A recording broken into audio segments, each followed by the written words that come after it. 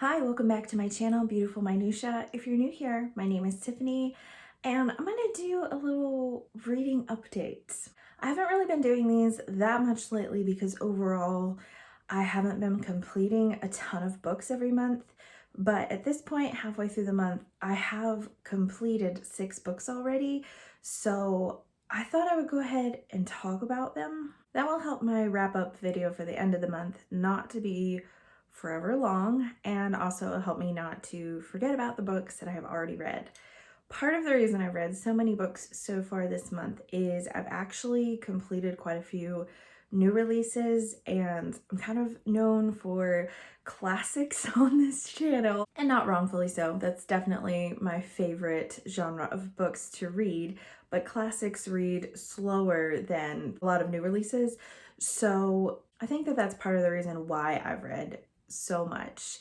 And also some of these books are middle grade. So between those two, I think are the reasons why. So I'm just gonna go ahead and dive in. I'm gonna start with the first book I completed and then go through to where I am now. So the first book I completed, I would still call it a new release, even though it came out last year. It came out really late last year. So it hasn't even been out for a year yet, and that's The Lost Apothecary by Sarah Penner. This book, I think, would be classified as a historical fiction, although I've heard some people refer to it as kind of more of a historical mystery. I don't feel like the mystery elements in this book were all that strong, honestly. This book actually has one of the best opening chapters of a book that I've read for a long time. Like, it immediately sucked me in. So we're following two different timelines, one of which is in the late 18th century in London, and then the other timeline follows an American woman in present day who is vacationing in London.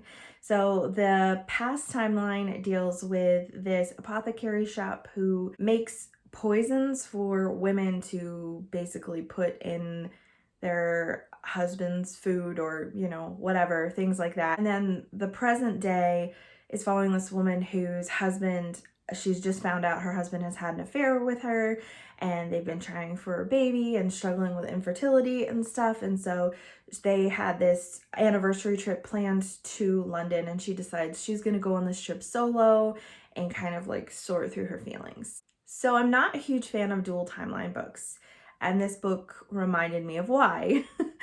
Oftentimes I like the past timeline and don't really enjoy the present. And I think that overall that was true in this book as well. I will say that the girl from present day, I don't even remember her name. Oh my goodness. Caroline.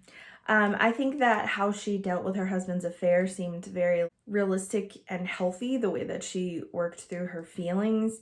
But it still was not enjoyable to read her dealing with all of that. And then the past timeline ended up being at first it seemed really good, and then it's just really weird. There's this girl that comes to the apothecary shop to get a poison for her mistress because she's a servant, but then she starts her period, and so throughout the book there's just a lot of very graphic talk about periods, and this girl has no clue what's happening to her because no one's ever told her about periods. And so that's a huge storyline in this book, or at least a recurring theme. And I was just like, why is this here? It was fine, but it wasn't great. I think I gave it 3 stars on Goodreads, but the more time I've had away from it, the less I like it. I don't know what else to say about it without being spoilery. There were things I liked about the ending, things I didn't like about the ending, things that seemed kind of just really tacked on. And to be honest, if you're someone who has struggled with infertility or miscarriage or infidelity, this book is going to be really, really triggering to you. And I have dealt with miscarriage and infertility, and I didn't know that that was going to be a massive theme throughout. Pretty much every single chapter has something to do with either a miscarriage or infertility or periods or something like that. And it felt like you were getting beat over the head with it. And that really, I think, detracted from my enjoyment of this book. I did like the premise of it, and I thought the writing itself, the prose, was decent. Just wasn't a fan. And it's a shame because I feel like everyone else I've heard talk about this book has really, really, really liked it. and I loved the cover, but ultimately it just didn't come through for me in the way I was hoping it would. My next new release that I read is actually one that I enjoyed quite a bit more than The Lost Apothecary, and that's The Maid by Nita Prose. This is definitely like making the rounds on BookTube and all the places because I think it just came out maybe in February of this year. It's a fairly recent new release.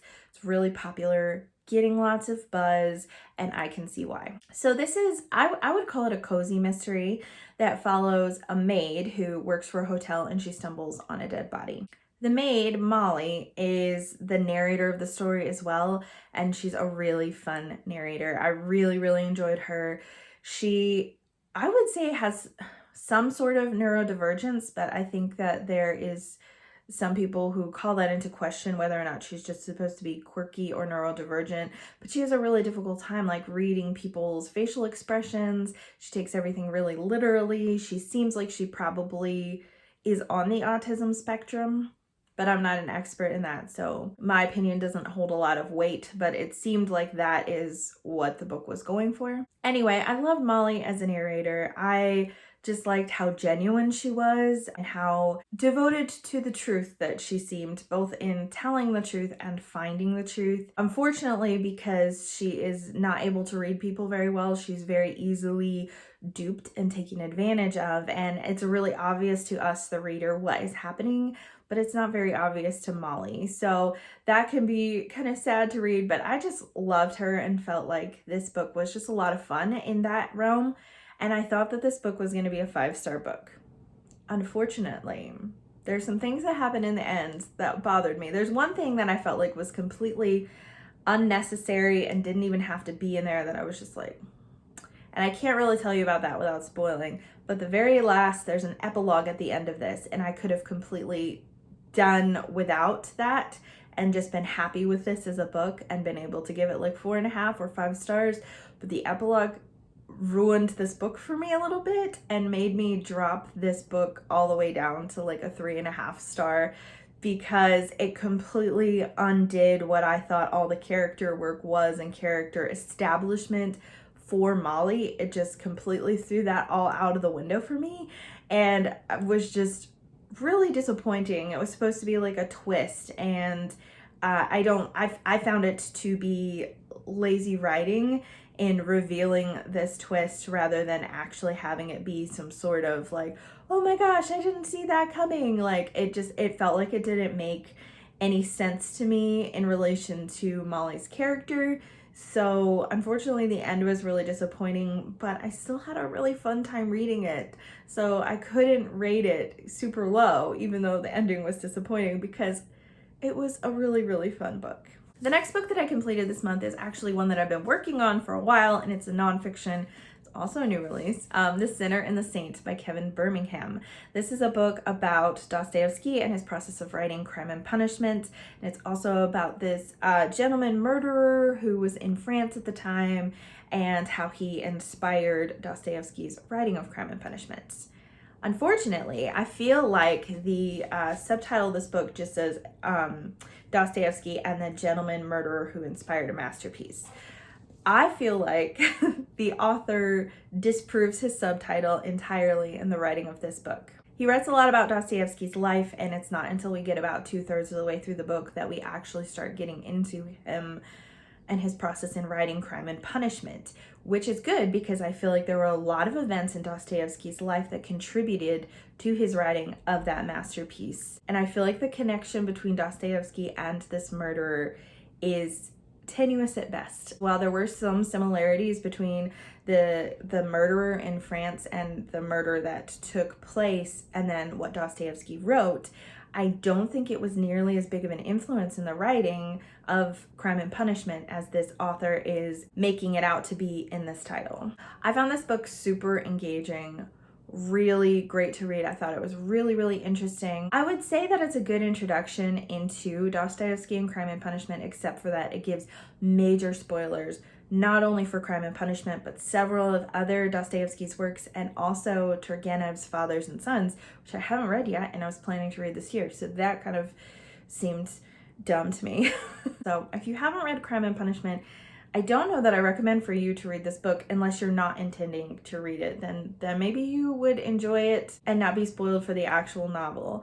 But the other issue that I have with it, and I buddy read this with Christy Lewis from Dostoevsky in Space, and we both had this issue with it, is that we felt like the author completely misinterpreted what Dostoevsky was trying to communicate in Crime and Punishment. The author dives really deeply into nihilism and utilitarianism, which is great because those are major themes in Crime and Punishment. But he actually says that Dostoevsky's intention in writing this book was not to explore philosophy, which I disagree with. I think that that was a primary intention of Dostoevsky.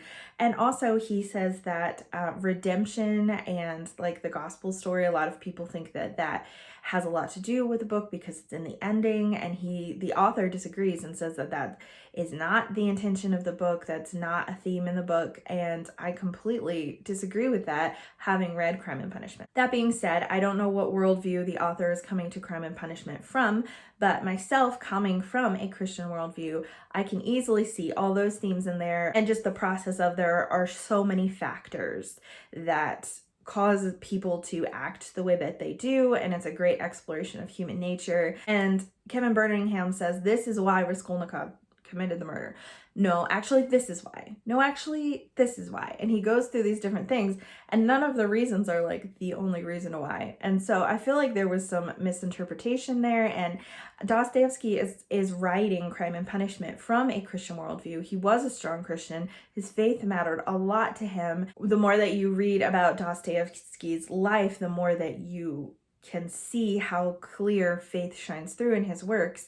And so for the author to have not really addressed that and say that it's not a primary theme in Crime and Punishment and that redemption was not a point of the book at all just made me think that the author didn't really understand Dostoevsky quite as much as I wish that he had. Yet another new release that I completed this month is The Girl Who Fell Beneath the Sea by Axie O. This is a Korean folklore / mythology inspired YA. So basically it is about this village who worships this sea god, and storms will crop up. Usually, I think it's like once a year, once every couple of years or something like that.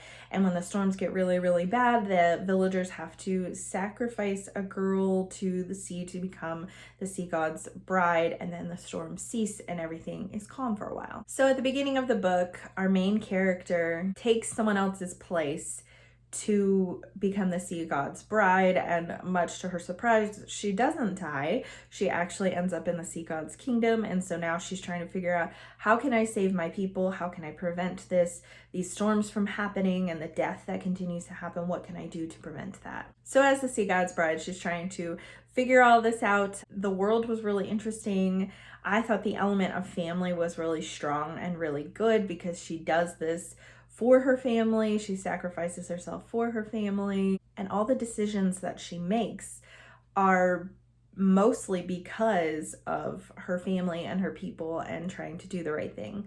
And so I don't feel like this book did anything really revolutionary. It's probably a pretty standard storyline for YAs, but I don't read a ton of YAs. So I actually really enjoyed it. I gave it 4 stars. I thought it was fun. It made me cry at a certain point. It was actually happy tears, but it made me cry at a certain point. Again, because books that involve families just get me right here. You know, I love that. So I really enjoyed this book. I thought it was a lot of fun. There's definitely like tropey YA romances in here and all that kind of stuff, but I didn't feel like they were overbearing. In some books, they were just so cheesy, so over the top, and I didn't feel like this one was. I felt like it was one that I could buy into enough to enjoy the story. The next 2 books that I completed this month are both middle grade. So the first one is How to Get Away with Myrtle by Elizabeth Bunce, and this is the second book in, I don't know what I guess Myrtle Hardcastle series, I think is what the series is called. The first one was Premeditated Myrtle, and so this is the sequel. It's about this young girl who is like a prosecutor's daughter, and she is like way too obsessed with like murder and mystery and all that kind of stuff. And she kind of reminds me of Flavia Deluche from I think the first book is Sweetness at the Bottom of the Pie. Like, personality-wise, she kind of reminds me of her, but I think she's less obnoxious, and her family interactions are really good, because I feel like Flavia's family is so mean and terrible, and that just made it not very enjoyable to read. So I just feel like this is better in really every way. I really enjoyed it. It takes place during Victorian times, so that's always really fun, and there's a lot of really funny footnotes, some of which are hilarious and some of which are actually educational for kids to kind of give them some context into the historical time period. So that's fun too. So I really enjoyed this book so much. Myrtle is on a vacation with her great aunt and her governess because her father wants to get her away from the city where she very publicly helped solve this murder, and so that's no place for a young lady of standing. So he decides she needs to go on this vacation, get away, but of course she's on a train and someone's murdered. So she runs into it again and she's trying to solve this mystery, and it was just, oh my word, just so fun to read. She's a fun character. It's very, very funny and witty in places, and I really enjoyed that too. I did rate this one just a little bit lower than the first one. The first one was 5 stars, and this one's probably more like 4 stars because I literally guessed the entire plot before the murder even took place. I could see the fingerprints of like what was going to happen, who was going to be killed, and the reasoning behind all of it. And so I was kind of like, oh, and I'm not normally good at guessing things, even in middle grade mysteries. So I was just kind of like, oh, but I don't think that middle graders would guess it because there are definitely like adult reasons why. And I don't mean adult, like inappropriate content reasons why. I mean, the motivations behind it would not be something that I think a middle grader would come up with on their own. But as an adult, it was pretty easy to spot, but it was still, my goodness, it was a lot of fun. I actually buddy read this with my friend Jessica, who has an amazing Bookstagram account. I'll tag her Bookstagram account below, so if you don't follow her, you can go ahead and start following her. She's awesome, but I read this book with her. And then the last book that I completed this month was Gregor the Overlander by Suzanne Collins. I read this for the Buzzwordathon for this month. It was supposed to be a direction word, and I went with over because I was really grasping at straws. I didn't have any books on my shelf that had any sort of directional word on it. And this was for my Read a Rid project as well. So it was kind of like bonus that I was able to kick off from that list as well. So this is written by the same author who wrote The Hunger Games, and she wrote this before The Hunger Games. It's a middle grade series. I think it has 5 books in it. And this is book 1. So it's about this boy, and his father has disappeared, and he's taking care of his younger sister while his mom is at work. And he goes down to the laundry room to do some laundry, and he gets sucked into this laundry vent thing. And he ends up like way, way, way underground in this kingdom, like basically called the Underland. That's why he's the Overlander, because he's from like the surface. So it's very different, very fun. I really enjoyed it. I was reading it at first. I was like, whoa, this is really weird. This is not what I expected at all, because I didn't read the back. It talks about how there's like giant spiders, giant rats, and giant cockroaches.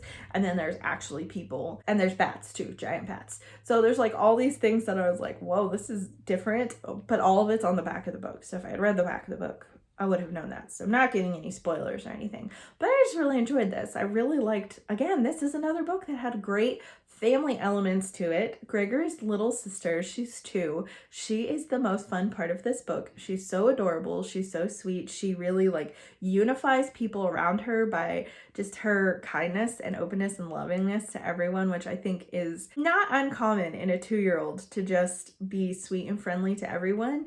And so I don't know, I just loved it. I thought it was really, really fun, and I would love to continue the series at some point, but I don't know exactly when that will be, because I don't know if my library has the rest of the series, because it's kind of old-ish. Published in 2003, so I don't know if they would have these books or not. So that's something that I definitely do want to look into, and hopefully I can continue the series, because I thought that this was just a blast. I gave it 4 stars. I am also in the process of reading 5 other books right now. So I'm just going to quickly mention those. 2 of them I think I might DNF. So I'm going to mention those ones first. So the first one is Show Me a Sign by Anne Claire Lazat. And I really want to like this book because it has to do with like a deaf community on Martha's Vineyard in the early 1800s, I think.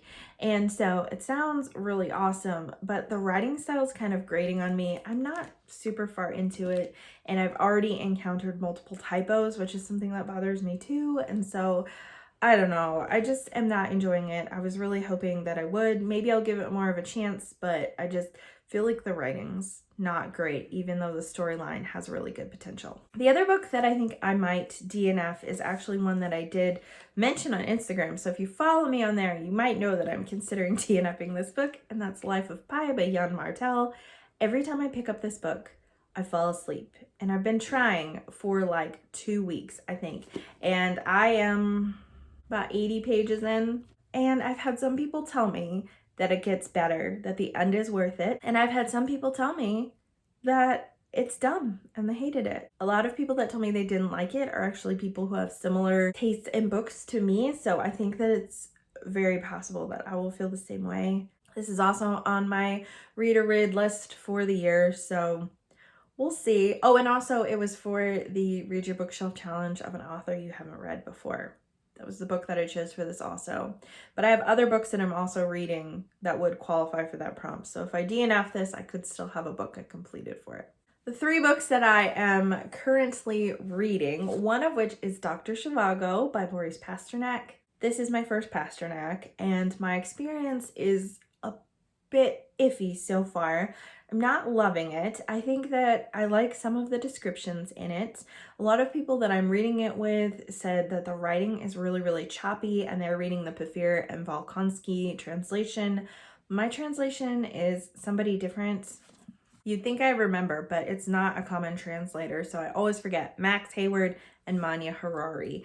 And they were actually the original translators that translated Dr. Zhivago into English. So I don't feel like it's choppy in terms of the prose, but I feel like it's choppy in the timing, where all of a sudden we will jump forward and it's like, hey, these 2 main characters are now married, and we get one sentence telling us that. And so it's really weird because I feel like I don't care about the characters at all, and that's making it kind of hard to enjoy it. I am about a quarter of the way through, I think, so I am going to continue it because I am a host of the read along for it, so I am going to continue reading it. But we have already had one of our hosts drop out, so we'll see, I guess. Another book that I have started is The Lies of Locke Lamora by Scott Lynch. This is a fantasy, I think. It's not super heavy on fantastical or magical system elements yet, but I'm very, very early into it. I know that it's heist based and very kind of found family based. And so far, it's just about these orphans. Locke Lamora is one of them, who are taken and given to this man called the Thief Maker. He pays for them and basically trains them to be thieves, and then tries to sell them to other people. It's too early in the book for me to say what's going on, whether or not I like it. It's definitely a slow beginning with lots of flashbacks and flash forwards, but that's not really bothering me so much so far. The other book that I am reading, I'm also not very far in because I just started it yesterday, and that's Isaac Storm by Eric Larson. This is all about the hurricane that hit Galveston, Texas in the year 1900. One of the most, if not the most deadly storm to ever hit the United States. It's interesting so far. I really like how it's written. Isaac is the meteorologist at the time, and so I think it's going to cover him as well. I think I'm only 30 pages into it, so I'm not very far into it, but I am enjoying it. This book did win the BookTube spin for this last spin, and is also on my nonfiction TBR for the year. So that is a reading update for what I've been reading so far this month. A lot of new releases, a lot of quick reads, a lot of mediocre reads, unfortunately. So I'm hoping that the second half of the month picks up, but I guess we'll see. I'd love to hear from you in the comments down below. What have you been reading? Have you read any of the books that I've completed this month? If so, what are your thoughts on it? Also, what are your thoughts on Life of Pi, if you've read that? Because I am trying to decide what I'm gonna do about that book. I'm not normally a huge DNFer, but I did say I was gonna mood read in May. So I have so many other good books sitting here that I want to read, so that kind of sometimes motivates me to DNF. We'll see. Anyways, thank you so much for watching. If you liked this video, please hit like and also subscribe so you can continue to see more bookish content from me, and I will see you again next time.